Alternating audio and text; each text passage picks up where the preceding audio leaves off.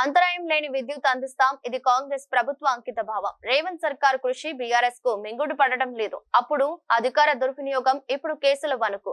9 రోజుల్లో 9,000 కోట్లు, 3.70 లక్షల మందికి రైతు భరోసా సొమ్ములు జమ చేశామని ఐటీ పరిశ్రమల శాఖ మంత్రి దుద్దిల్ల శ్రీధర్ బాబు అన్నారు.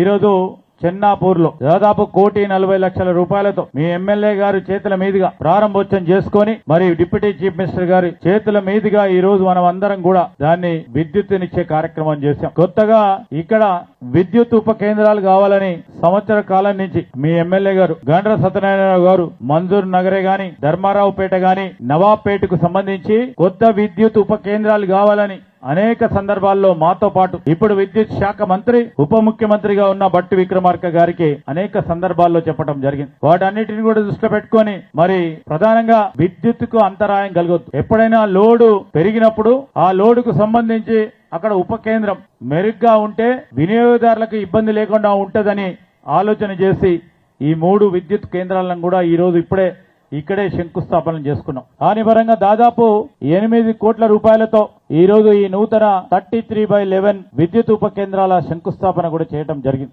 మనం ఈ రోజు వినియోగదారులకు వారికి సంబంధించిన అవసరాలను దృష్టిలో పెట్టుకొని ఆ రోజు మేము కాంగ్రెస్ పార్టీకి సంబంధించిన మా కార్యకర్త, నాయకుడు, సోదరుడు ఇంటింటికి వెళ్లి మీరు ఒక్కసారి అవకాశం ఇవ్వండి, కాంగ్రెస్ పార్టీకి రాష్ట్రం వచ్చిన తర్వాత ఒక్కసారి మరి మాకు అవకాశం ఇవ్వమని కోరితే ప్రతిపక్షాలకు సంబంధించి ఏమన్నారు? కాంగ్రెస్ వస్తే కరెంట్ ఉండదు చూడు అన్నారు. ఇప్పుడు సంవత్సర కాలం నుంచి ఈ రోజు విద్యుత్తుకు అంతరాయం కలగకుండా నిరంతరం 24 గంటలు ఇచ్చిన కరెంట్ ఇచ్చిన ఘనత కాంగ్రెస్ పార్టీకి సంబంధించిన మా ప్రభుత్వానిది, మా మిత్రులది. దానికి తోడేం చేసినాం?